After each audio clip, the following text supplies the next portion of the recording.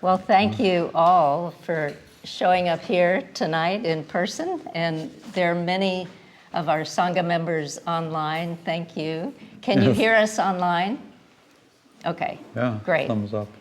So Good to see all of you. Yeah, it's like a new experience. We normally do these talks like cowering in our own little quiet room at home, wearing a nice shirt and kind of grungy house pants.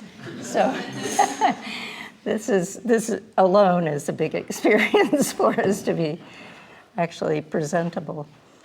Yeah, all the way. All the way. Yeah.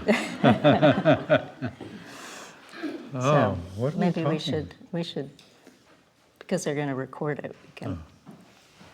So thank you for coming. Thanks for being here. Thank you. Thank you. So the talk tonight that we're going to do, and this is actually part of a series that we do on the first Wednesday of every month. We do an online talk, and occasionally we've done them in person. And then they're up online in a YouTube somewhere. I don't know where, but if you know how to navigate that thing, you'll find them. And we try to look at some of the topics that are, sort of taking elements that we all study in yoga and bringing them into everyday life. Like what do you do with this stuff that we call yoga? And this evening, as you may have read, we are doing a talk on the embodiment of happiness. And this has come out of the work that we've done actually starting in the pandemic, where we started looking at the world in a state of extraordinary trauma and suffering and panic and fear and suffering physically, suffering from the death of others, suffering from taking care of others who were suffering and dying. And we started really looking at, how does yoga help in situations like this? And sometimes it helps, and sometimes it doesn't. And what's up with that? Why?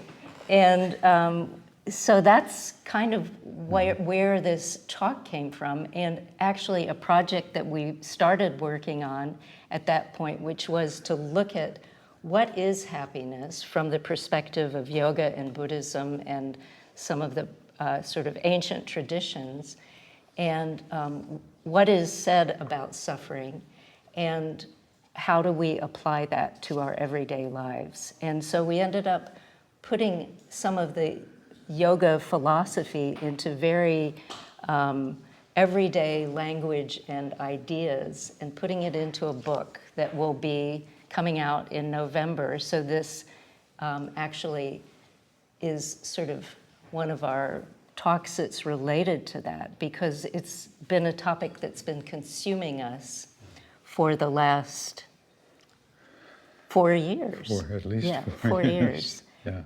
Yeah. What's the name of that book? Feeling. The book is called Feeling Happy, The Yoga of Body, Heart, and Mind. Yeah. And we'll get into why we came up with that title. If any of you have worked in publishing or written a book, you know that you go through all these wonderful titles that you think are going to be the great things, and then you're talked out of them by the publisher. So we're hoping that title represents what the book is about. And when we look at what happiness is, what people often think of as happiness, and you all know this as people who've studied yoga, that often it is confused as something that is a very transient thing in our lives, something that is either associated with something we want or something we have or something we do, but not a sort of broad-based idea about happiness. And when you look at yoga at happiness from the broader perspective, from the more ancient traditions, as the Dalai Lama is famous for saying, it is our purpose to be happy. And what does that mean? Should we all go out and have a beer after this? Is that what that's meaning? And thinking about it. Yeah. And so, and then what is suffering? And why do we suffer? And is there a path that can help us come out of suffering? Yeah.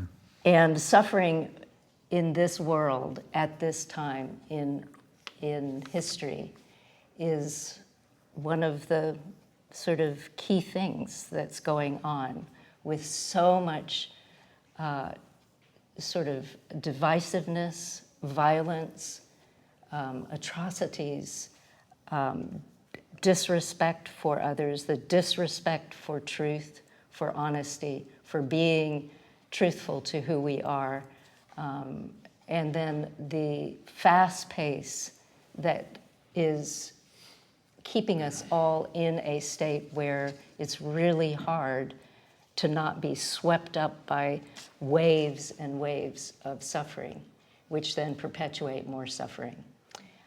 So it's a topic that It's a big one. is a big one. Yeah. And a traditional teaching, which it just gets you, it's like the first sentence is, everything is suffering. That's in the Four Noble Truths that the Buddha taught, sarvam dukkam, it's all suffering. And they go, well, I'd prefer happiness.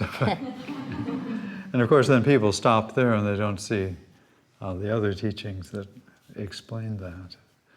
But so traditionally, in the yoga tradition, they have what are called the kleshas, which are meaning the torments or the sufferings. And let me see, the kleshas are, the first one is avidya, which means you're ignorant. You don't really see what's going on. There's the problem. And then from that arises asmita, which means, and it's the function of ego. It's the I amness, asmita, I am-ness. And then from that you get raga, or passion, wanting, and then dvesha, which is rejection. And then the final one is abhinivesha, which really means a kind of a reflexive absorption, which is always translated as a fear of death.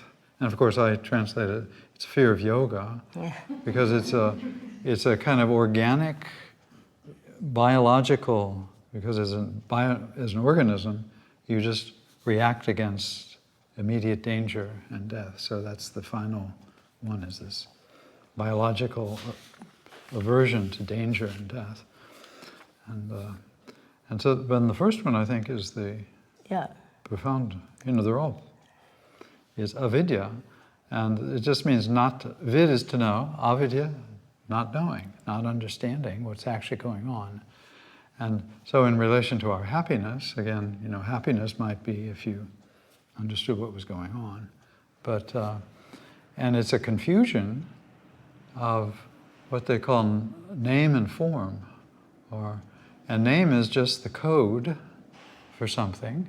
It doesn't have to be, ordinary language like we humans speak, but any kind of language, that where one thing is represented by a name.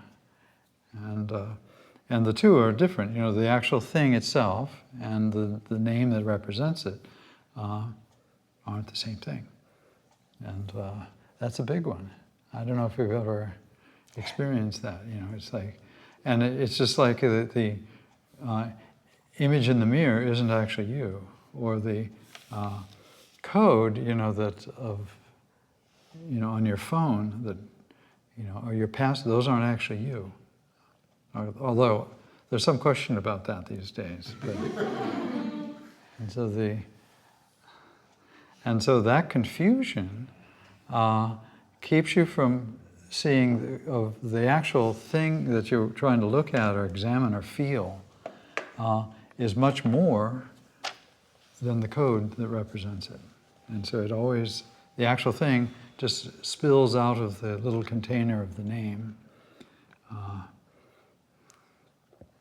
But from that function of naming, the naming or the function of, you get what they would consider to be, the creation of time and space, because all of that is. And so you're perceiving all of this stuff, but immediately there's an avoidance of it. And with the avidya, with this confusion, part of what becomes confused is, where you, in this body that you found yourself in, kind of woke up one day in this world, where do you fit into all of it? That's part of the confusion, and that's why, an answer to where I fit is, I am me, I'm separate, I am this entity that is here, and I'm navigating in a sea of everything else. And so there is this confusion of not being able to really feel and sense the fact that that is, in one very practical level, true, but on a different level, it doesn't allow us to see the truth of being interconnected with everything else. Within our own bodies, there's a sense of interconnectedness, but there also, as you start interfacing with other people, with other beings, we were talking with Tom earlier about some little tiny baby possums that wound up in his yard, and you're looking at these little baby possum faces going, wow, there's something we have in common here. And part of the avidya, part of the ignorance, is that we continually lose sight of that element of being connected, profoundly connected with everything else. And out of that comes asmita, which we talk about as a divine function. Yeah, because people say, oh, ego comes, or the ego-ness, and then people say, oh, that's too bad. Ego is evil. But who says? That's the avidya that is confusing you. And so asmita is considered the creative principle within many schools. In other words, it creates through language the sense of distance, the sense of relationships. And so they say it actually is creating space and time.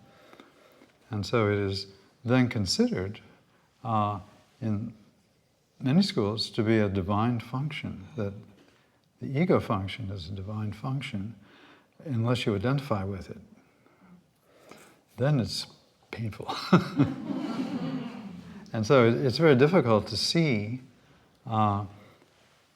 actually what's right before your eyes, or to actually feel what's right before your eyes. And that's a metaphor, because it'd be what's right before your ears, or your touch, or taste, or all of that.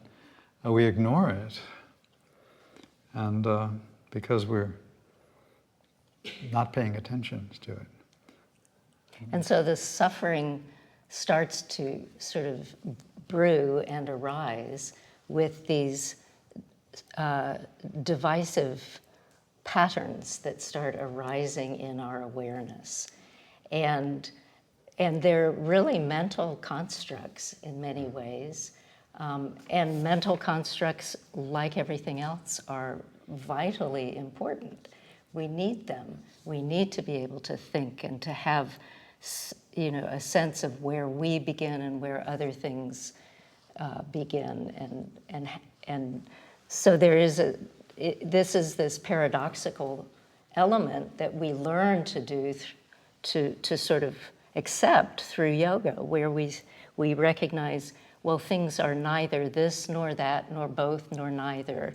They are, all of that, and staying malleable in the mind enough to be able to see paradoxical experiences like I am separate and yet I'm not, is one of the steps that we start learning to take if we're looking at what happiness is. And so we talked about happiness as being, I want this, I want that, I don't want this, and finding satisfaction. But really the kind of happiness that we're talking about is something that is beneath the surface of what our daily experience is. It's almost like a reservoir of awareness, of compassion, of love, those elements, the parts of who we are that are really hard to put words on, something that makes us feel, and here we go saying this, but they make us feel like ourselves. They make us know that we are home in who we are.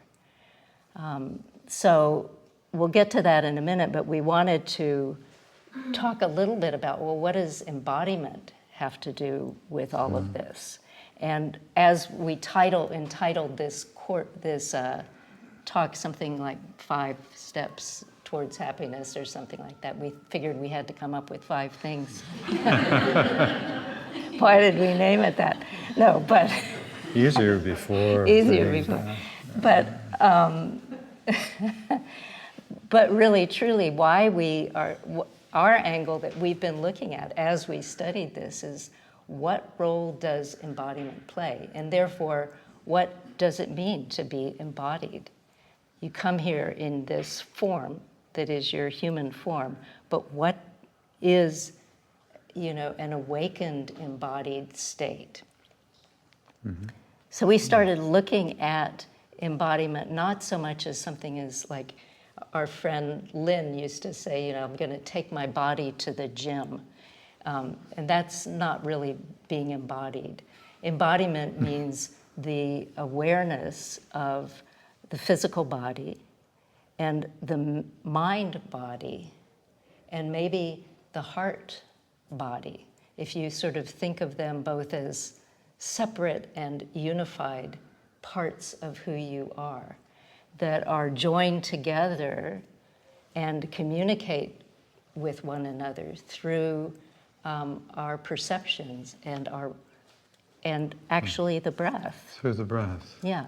And so the correspondence between breath and your thoughts is that it's much more continuous, moment by moment, than you'd ever suspect. And by breath, of course, we're referring to 2 levels. One is the air, the prana and the apana, the inhale, the exhale. But also by breath, we mean that which arises as sensation, and the sensation is, we could call it what you hear. Have you ever been just awestruck by hearing something or seeing, with certain places, it's just awesome, or touching, that's a big one, or even tasting and smelling. Okay, and so of those senses, there's an immediate experience in sensation patterns through the entire body for each thing that you think. We're done with this one. Oh, we're done. We did it. Okay. Yeah, and so this is it's past, yeah. So, and this is what's amazing, that every if I am really practicing or just paying attention to sensation patterns, one of them being the actual breath going in and out, and then related to the breath going in and out, or through the whole body sensations, that turn out to be whole body patterns, that there's every story that the mind comes up with, there's a sensation pattern that corresponds to it. And if you watch just the sensation pattern, you can kind of understand you can let go of the storyline. This makes sense? Yeah. And so when we embody something, and this is what the practices do, you're sitting there, and many of the beginning practices are just sit straight and feel your breath, or feel the breath here, or or if you imagine a baby raccoon or a bunny, you just go, and you're feeling the breath, and you'll start to say, I feel that through the entire system of the body,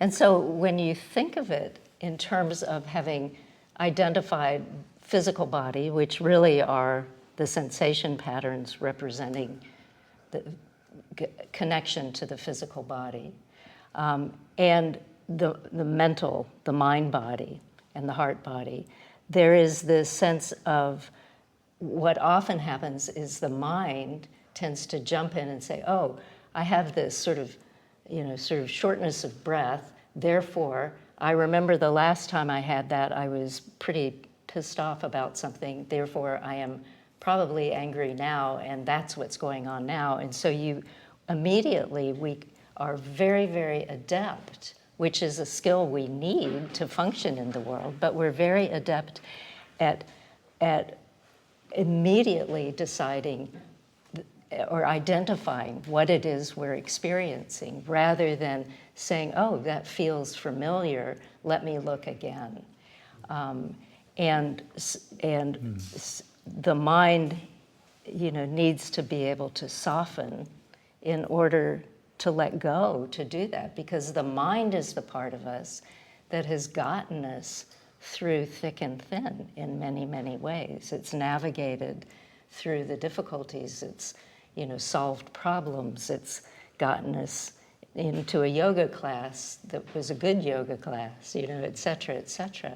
And we don't want to, in the end, when we talk about abhinivesha, or the last of the kleshas, we often say it's the fear of dissolution of ego and mind that, my God, what would I do if I didn't have my mind? And we're not saying embodiment means, or even yoga means, or chitta, like calming the chitta vrittis means that you stop thinking.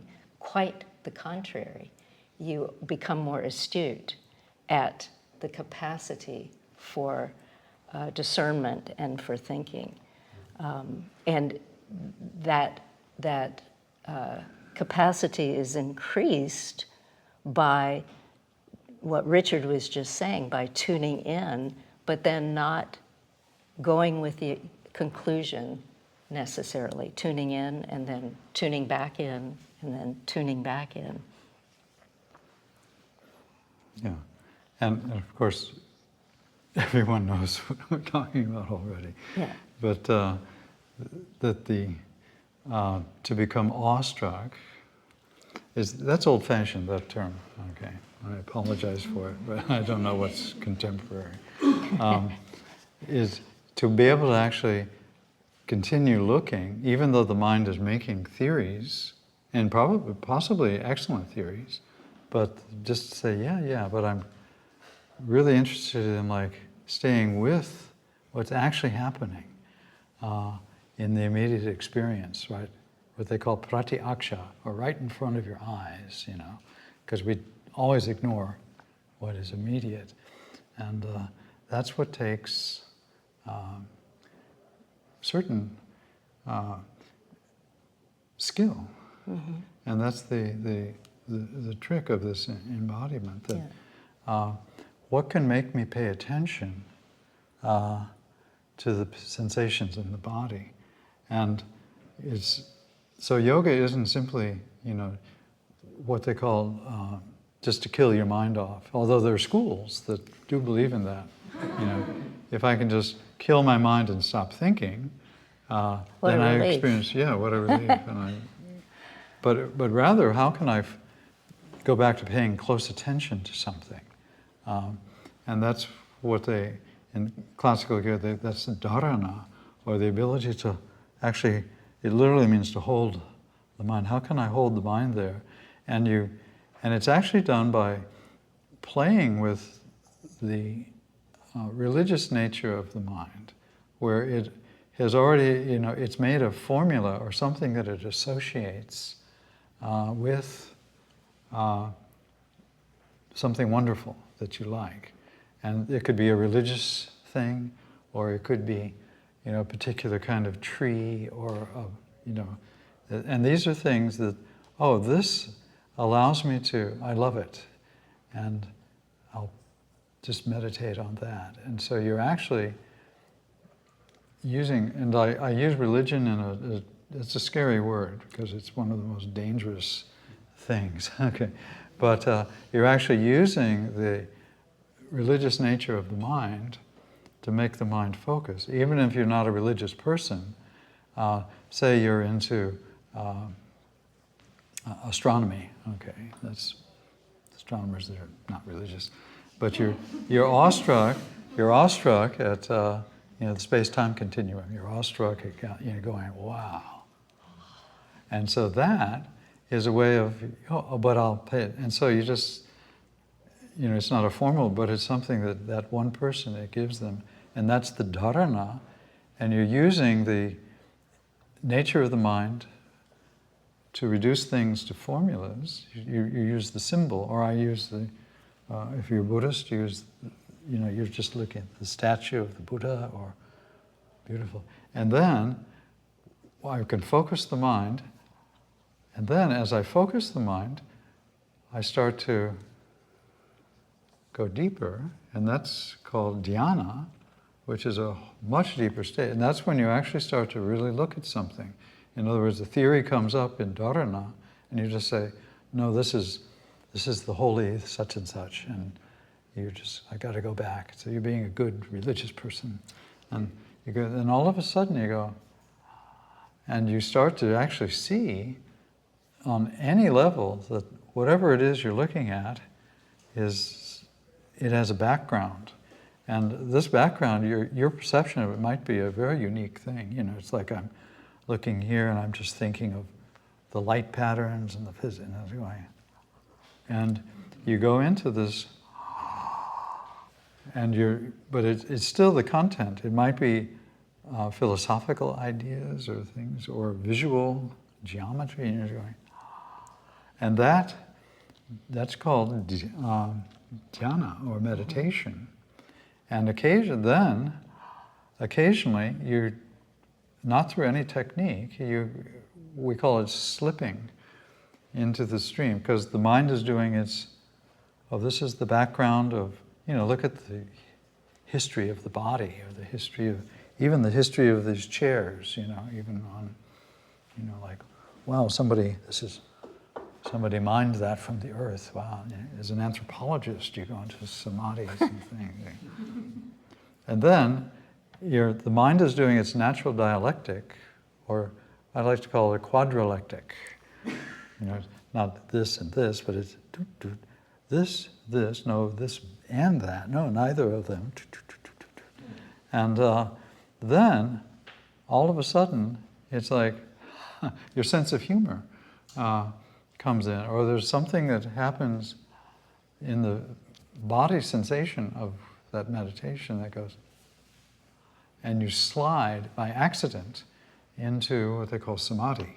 Which really is the embodied feeling of that, is what we're talking about, of softening the mind, where it's not like you soften mind, but where the mind, kind of the edges of mind dissolve, and it doesn't mean that it then stops or that it becomes less precise. In fact, it can be more precise, but that it sort of softens into the heart, into the core of the body, where there is this sort of part of each of us in the core, in the heart, where things like love or joy or kindness, they dwell there in the body, and we've all experienced them. And that's, you might have had,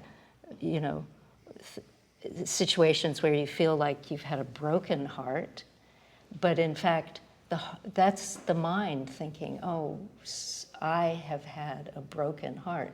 The heart doesn't break. The heart is this reservoir of truth and honesty and essence, the essence of life that resides in each and every one of us. And you've all felt that, I'm sure, at times where there's just this feeling of, the unsayable that happens sometimes, like slipping into a stream. And so what we're talking about as awakened embodiment is working with your direct experience of everyday life in a way that you are able to stay as tuned into your physical body as possible, astute with your mind as possible, and spacious and open in the sort of area where dreams and aesthetics and intention reside, where truth lives within your own body. So that what happens to many of us is that as we go through life and run into difficulties, there is a feeling that we get fractured or broken apart, and that you cannot be really who you know yourself to be deep inside because of circumstances or traumas or difficulties or suffering that you've been through. And those parts have sort of split apart a little bit. And there then become moments where things align and you feel back at home. And often in a yoga class, because we're doing all these other crazy things with the body and movement and blah, blah, blah, we forget all of our troubles and all of the patterns of habits and all of that. And suddenly we have that moment of, call it samadhi or call it bliss or whatever you want to call it, where things are aligned with a sense of being home again, which is kind of one of the next steps towards embodying happiness, is cultivating and within yourself more and more and more moments where you feel really like yourself. And yet, the temptation as soon as you say that is to then identify with your story and to make it your story of yourself, that you'll put a post up on your Instagram account, and then here I am again, and boom, the whole thing explodes in your face. So it's this odd, sort of complex. Yeah, the avidya, the ignorance, labels it or does a selfie of it, and like that,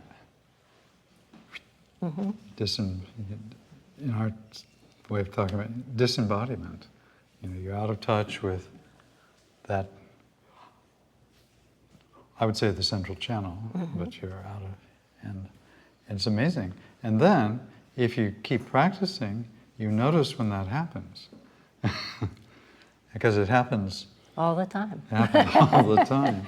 And you notice it, and then when you first notice it, sometimes you become angry at myself. I'm so stupid, how could I have done that, And then keep looking, okay? And to be able to actually see it just as what is actually arising is necessary, is the practice. And so without so you're not identifying suffering as, you're staying open in the intelligence with the observation. Because it could be that occasionally our minds will go into all these neurotic lifetimes, who knows? And but still there's plenty of material to observe. And so the traditional teachings in many is that this is, I don't like to use the word divine because that implies some metaphysical position, but that making a mistaken perception is also divine, or to be observed as sacred. Yeah. And you could choose. It could be divine or it could be normal. It's almost like divine and normal are almost the same thing. Like, it's real. It's what happens to everyone. Yeah, and you should just look again. Yeah, you look again. And so we talk often about like this sense of, and how you do this yourself, is a whole separate thing that could go on for a long talk, but how you notice when you feel slightly disembodied, like when the parts of you are not communicating well, and to look and see what's thrown me off track. And what can I do and often it's just noticing that gets you back on track, that makes it feel like, oh, here I am again. And it's not like a big thing often, it's just this is how you come back again and again and again. And when you are feeling more integrated, and we talked in the beginning about one of the big problems in terms of suffering is what is called ignorance, or feeling separate, or feeling oneself fractured from everything else. And that goes on inside of you as well. And so when you start seeing and feeling how good it feels when those parts of you are working together through the breath, then there's motivation to kind of find that space and let that mature within the way you are in the world. And in that state of mind, state of being, state of physical being, is where we find what you might call your dharma, or your intentions, what really has deep meaning to you, and what gives your life from something that you could feel a sense of purpose from. It's when you have that sense of integration that you're capable of really seeing what is important in life for you. Why are you here? Who are you and why are you here? But if you're dysregulated, if you're not embodied, then it's real, then it becomes a conceptual thing. Well, I'm going to be a person who studies Buddhism, and therefore I'm going to, help relieve suffering in the world, because that's what you do. You take the vow that that's what you're going to do, but you don't necessarily feel it. And so the feeling of what it is that's important to you is as important as whatever it is you've realized is conceptualized. Yeah. And we bring up the idea of dharma or intentions because that then leads to the next thing, which is towards working your way towards this sort of happiness that we describe almost as, we describe it as sort of a reservoir of water, like you're standing on the edge of a lake, and there's this moment where you're very separate from the water, and then you're getting ready to jump in, and there's this sort of moment of both, fascination and fear and like panic and enjoyment just as you jump in. And we were up down by the lake this afternoon, and there were young people, jumping into the lake, cold lake. And, how many of you have done that? And what you do is you scream just as you're jumping in, because there's this everything is thrown, all of your concepts of I'm separate, and suddenly you're in the water, and you can't differentiate between any of this. It's like this wholeness that has come back and brought you back into this sense of wholeness. And it's from that place. Then you get out and you step on a rock and you stub your toe and it's cold and you're back in real life. But there was that moment.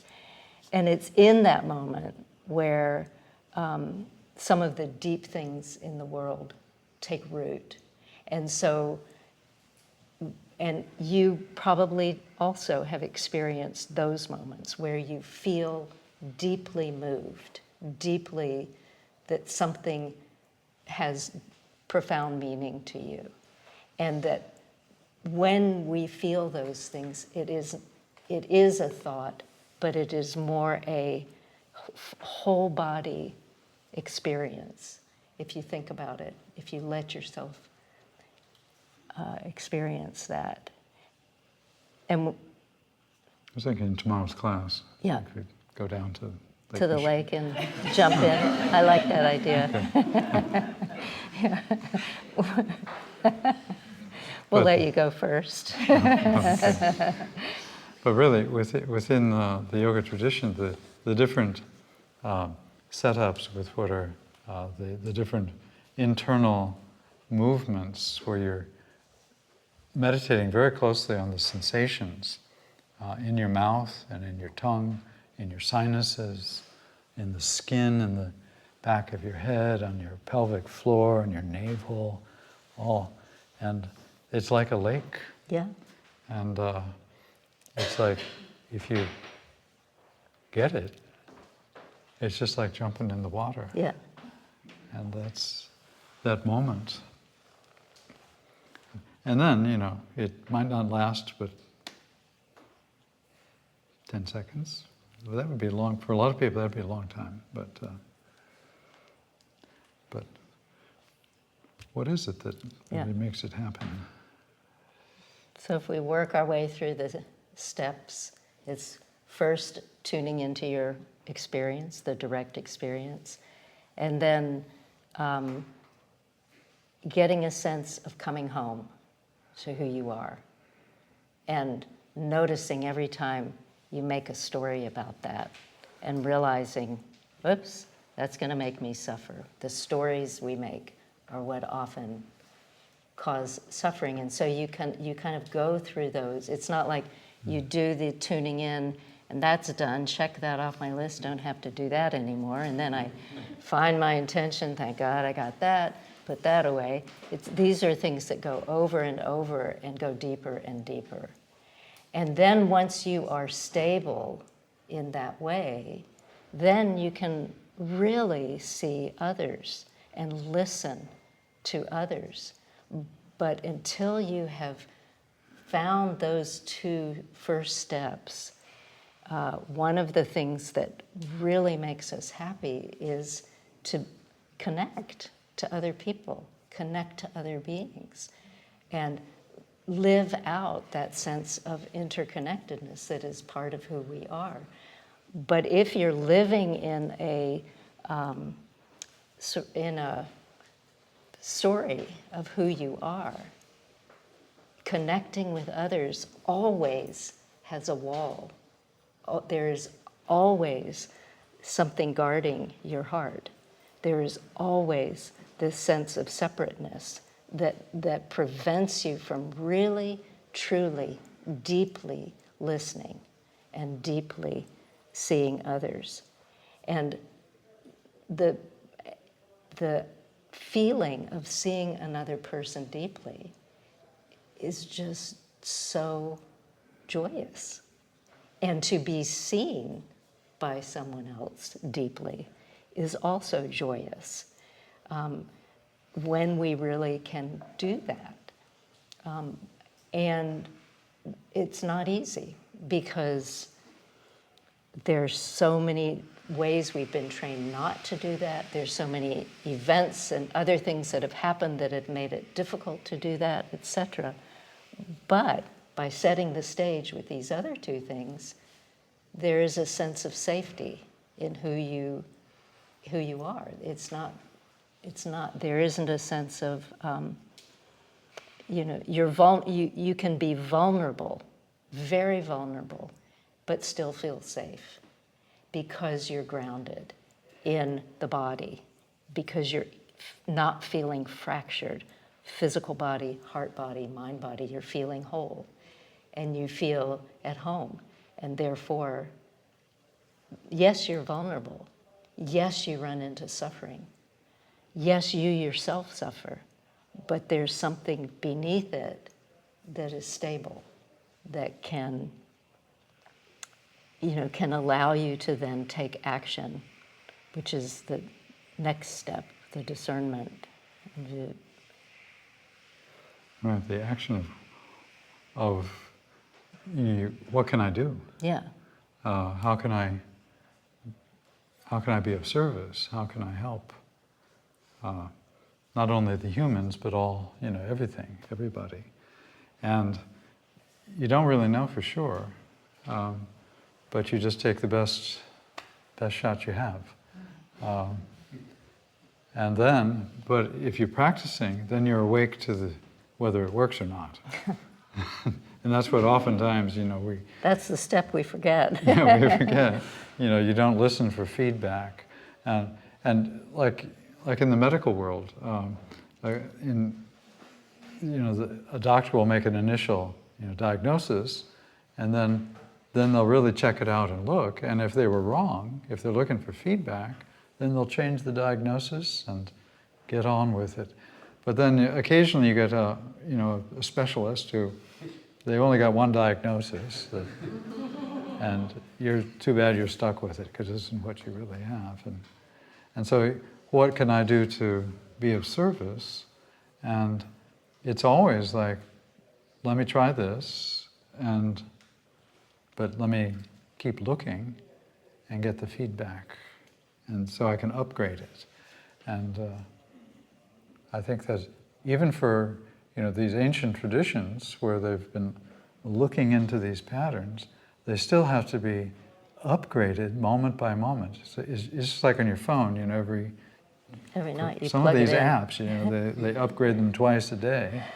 So that's a terrible metaphor, but it's like that. All of these ancient traditions have to upgrade continuously. And it's just like, then I see, I'll try this, and trying it with that intention of really being kind and connecting, and then just, and so what would say the egotism of, the religious egotism has to be dropped for the embodiment. And, yeah.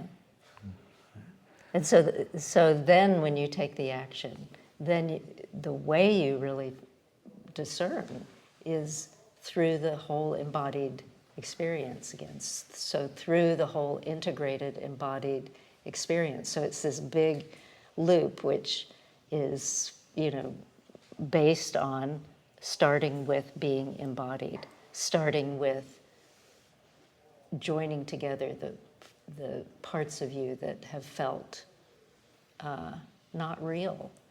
And for me personally, one of the things, as I get older and older, which does seem to be a pattern that I've noticed, is that I'm less and less tolerant with a thing I've done my whole life, which is to not trust my gut instinct about things, my gut.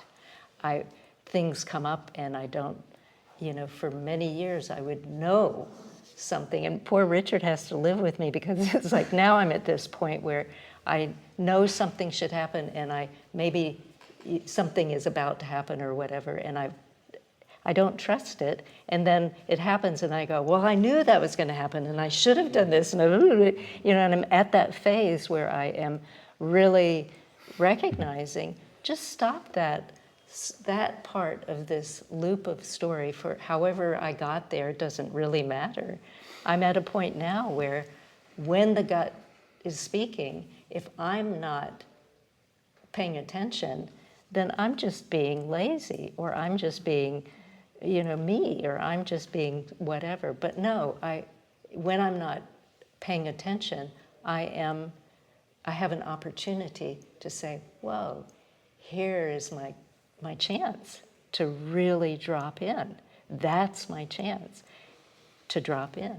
And we all have things like that, where there are these intuitive senses of things that live in the central channel, that live in the core, that we, because they can't be put into words, we're programmed to not pull them into the equation of how am I going to navigate.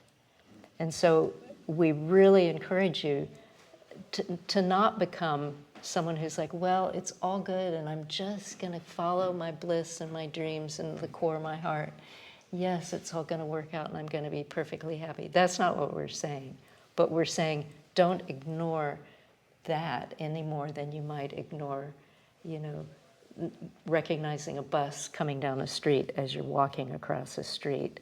Pay attention and look again always at those parts of yourself that have kind of fallen by the wayside. And all of this leads up to happiness, because happiness is really just, when you look at, suffering is ignorance, and, the ignorance of not seeing impermanence, not understanding impermanence, not understanding interconnectedness. And so therefore, happiness, in a sense, is the opposite.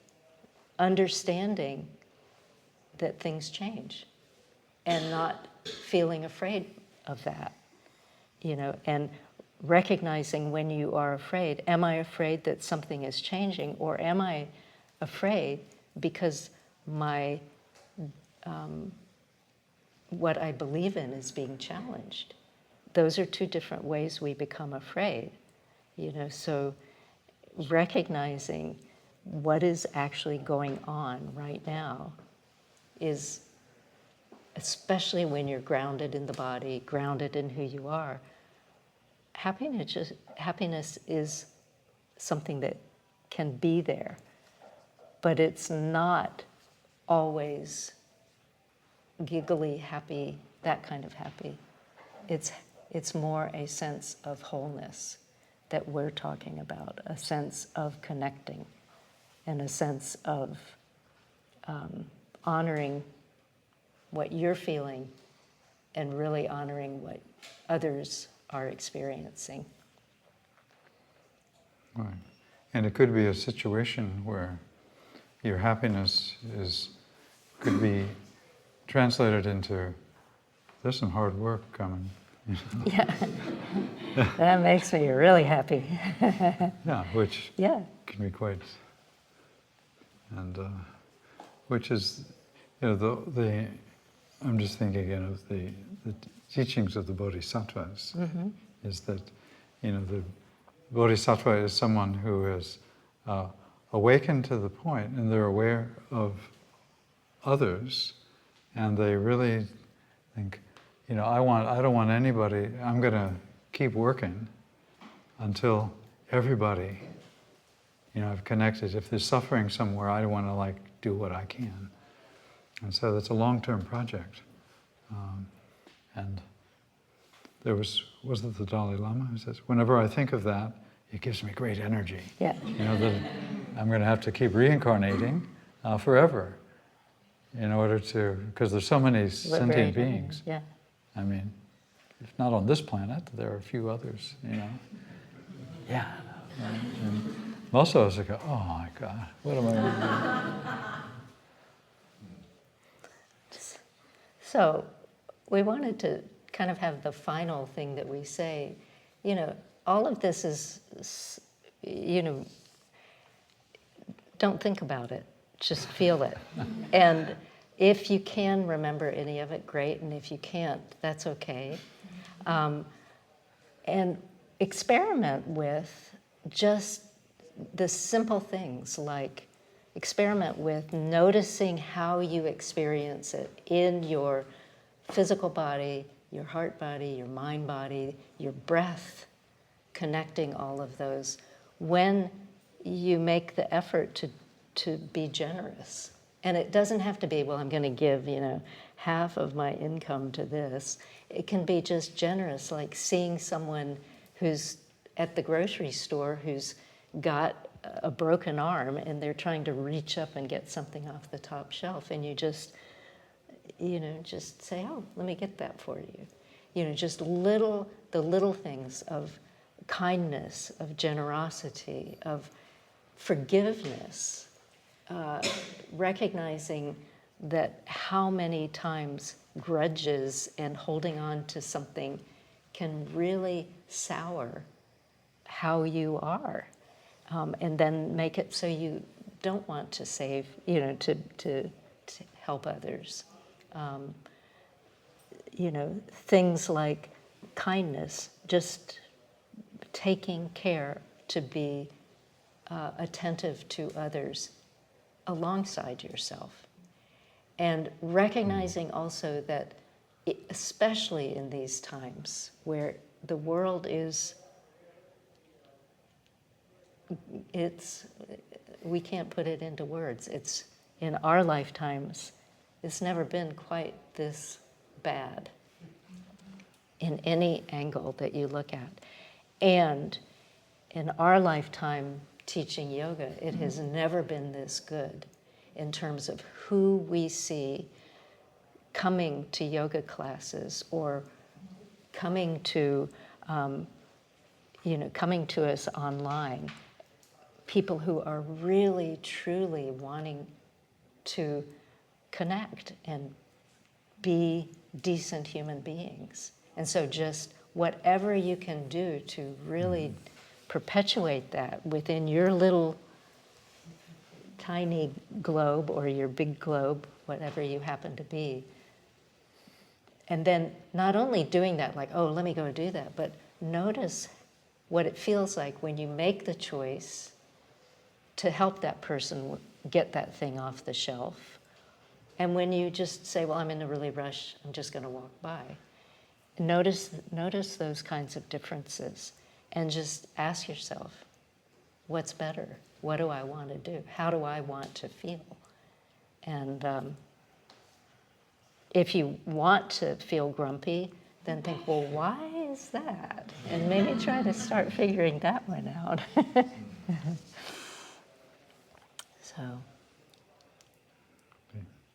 So we should... Yeah, we had a quote, but I forgot to write it. I wrote it down at somewhere, but I won't.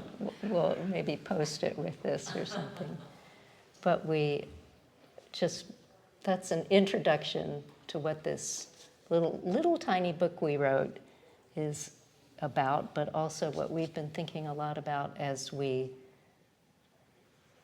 move into our last 30 years or so. There are many chapters left. Okay. Yeah. So, anyway, we want to thank you all for coming. We want to thank those of you who came onto the Zoom. It's great to see you waving. There are actually people there. If they can't see this. So, anyway, thank you all so much for coming. Thank you.